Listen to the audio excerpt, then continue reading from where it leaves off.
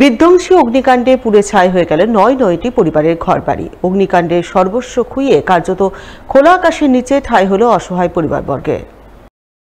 ঘটনাটি ঘটেছে মালদা রতুয়া ১ নম্বর ব্লকের কাহালা গ্রাম পঞ্চায়েতের নিমতলা এলাকায়। জানা গেছে, ওই এলাকার বাসিন্দা ছাক্কু মিয়ার বাড়িতে বৃহস্পতিবার বিকেলের দিকে হঠাৎ করে দাউ দাউ করে আগুন জ্বলে ওঠে।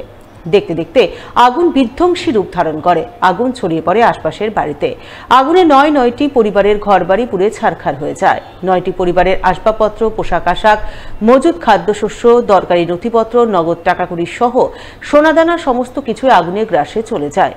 এক পরিবারের মেয়ের বিয়ের জন্য জমানো কয়েক লক্ষ টাকা সোনাদানা, বিয়ের দামি খাট আগুনে পুড়ে ছায়ে রূপান্তরিত হয়। ফলে সব মিলিয়ে বেশ কয়েক লক্ষ টাকার ক্ষয়ক্ষতি হয়। ফলে ক্ষতিগ্রস্ত অসহায় পরিবারগুলি কার্যত খোলা আকাশের নিচে ঠাঁই হয়। ক্ষতিগ্রস্তরা জানান, অগ্নিকাণ্ডে তাদের সমস্ত কিছুই ছারখার হয়ে গেছে। তবে এখনো পর্যন্ত প্রশাসনের তরফে সেরকম কোনো সাহায্য সহযোগিতা পাননি। তাই সাহায্যের জন্য করুণ আবেদন জানাচ্ছেন। আমরা বাড়িতে ছিলাম না, সব বাইরে ছিলাম বাগানে।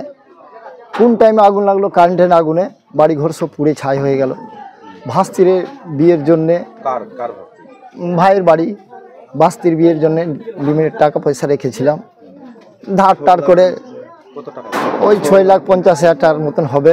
আর আমার ভাইয়ের বউ কিছু চুড়ি টানা চুড়ি বিক্রি করতো, ওর কাছে কিছু পয়সা ছিল, ওটাও পাইনি। আর সোনা ছিল, কতটি সোনা ছিল? ৩.৫ ভরির মতন সোনা ছিল, সেটাও চলে গেছে। আমরা সরকারের কাছে চাই কি আমাদের একটা সাহায্য করে দাও। আমরা খুব গরিব লোক, আমরা ভেস কাছে বসে থাকি, আমরা যেন সরকারের দিক থেকে অনুদান পাই। এদিকে অগ্নিকাণ্ডের ঘটনায় ফের রতুয়ায় দমকল কেন্দ্র গড়ে তোলার দাবি জানিয়েছেন স্থানীয়রা। স্থানীয়দের বক্তব্য, রতুয়ায় কোনো দমকল কেন্দ্র নেই। ফলে বাইরে থেকে দমকল আস্তে আস্তে আগুন বিধ্বংসী রূপ ধারণ করছে, সমস্ত কিছু গ্রাস করে নিচ্ছে। রতুয়ায় দমকল কেন্দ্র থাকলে দ্রুত আগুন নিয়ন্ত্রণে আনা সম্ভব। তাই তারা রতুয়ায় দমকল কেন্দ্র গড়ে তোলার জন্য রতুয়ার বিধায়ককে প্রয়োজনীয় উদ্যোগ গ্রহণের জন্য আবেদন জানাচ্ছেন। যা কিছু কিছু জায়গা থেকে এসেছিল, প্রায় 1 ঘন্টা লেটে আমাদের ফায়ার ব্রিগেডের গাড়ি এসেছিল। উনিও আমার চেষ্টা করে, উনি আবার চেষ্টা করেছে, কিন্তু অত দূর থেকে আস্তে আস্তে ওটা তো টোটালি একদম পুরো ছাই হয়ে গেছে। আমরা চাইছি নকাল বিধায়কের কাছে যেন আমাদের ফায়ার ব্রিগেডের রতুয়াতে হয়। আমরা বিধায়ক সাহেবকে বারবার অনুরোধ করবো, 5 থেকে 6 বারের বিধায়ক আছে। আজ অবধি আমাদের রতুয়া বিধানসভায় এখন অবধি ফায়ার ব্রিগেড হতে পারেনি।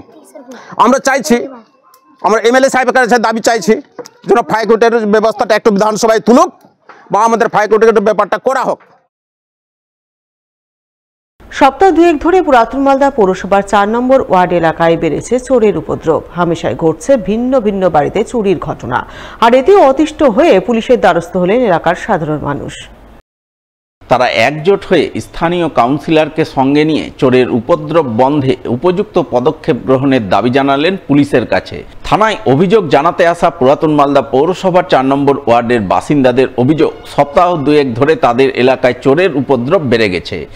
ওর বাড়িতে চুরির ঘটনা ঘটছে। এতে তারা যার পরনায় আতঙ্কিত, বাড়ি ছেড়ে কোথাও যেতে পারছেন না। সর্বক্ষণ চোরের আতঙ্ক তাড়া করে বেড়াচ্ছে।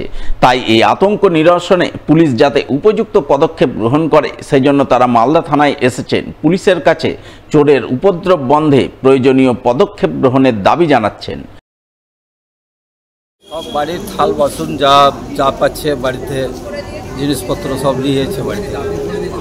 আর এইসব তো ওই ড্রাগস পার্টি বা নেশাখোর ছেলেগুলোই হবে, এছাড়া তো দেখতে পাচ্ছি না। বাড়িতে যে ফাঁকা দেখছে তখনই সব ঘটনা ঘটছে, রাত্রে ঘুম পাড়তে পারছে না। সব প্রতিদিনই হচ্ছে, তো একটা তো প্রত্যেকে একটা ভীতি কাজ করছে বা ভয় কাজ করছে। আমাদের বাড়ি ছেড়ে যেতেই হবে। হ্যাঁ, আমরা প্রত্যেকের বাড়িতে এখন লোক সংখ্যা কমে গেছে, ছেলেমেয়েরা বাড়ির বাইরে। আমাদের তো বাড়ি আগের জন্য থাকলে হবে না। হ্যাঁ, তো এখন আমাদের 1 মাসের জন্য যেতে হতে পারে, কিন্তু সে সময় যদি আমরা বাড়িটা ফাঁকা রেখে যাই, তো একটা তো ভয় থাকছে। আর সবসময় যদি একটা ভীতি কাজ করে, সেখানে কি আমাদের ভালো লাগবে? এত সুন্দর পরিবেশটা নষ্ট হয়ে যাচ্ছে না? এবং প্রতিদিনই শোনা যাচ্ছে, আজকে ওর বাড়িতে, কালকে তার বাড়িতে। এমনকি দেখা যাচ্ছে একদিনের 2টো বাড়িতেও যা পাচ্ছে হাতের কাছে। আমাদের কাছে প্রায় মানুষজন, আমাদের ওয়ার্ডের মানুষ এবং 5 নম্বর ওয়ার্ডেরও কিছু কিছু মানুষ আমার কাছে গত 10 দিন ধরে মাঝে মধ্যেই আসছে, এসে বলছে আমার বাড়িতে আজকে চুরি হলো, কেউ বলছে আমার বাড়িতে আজকে চুরি হলো। মাঝে মধ্যে আসছে এবং চুরি হচ্ছে। প্রতিটা মানুষই এখন দেখছি যে আতঙ্কের মধ্যে একটা বসবাস করছে। আর আমার সর্ব এলাকার মানুষ অনেকেই চাকরিজীবী মানুষ, চাকরি সূত্রে হয়তো বাইরে যেতে হয়, সকাল 10টার সময় বেরিয়ে গেল, এসে দেখছি যে ওর বাড়ির হয়তো কারোর বাড়িতে দেখছে সিলিন্ডার নেই, আরেকদিন হয়তো কারোর বাড়িতে দেখছি ইনভার্টার নেই, কারোর বাড়িতে হাত ঘড়ি নেই, কারোর বাড়িতে বাসনপত্র নেই।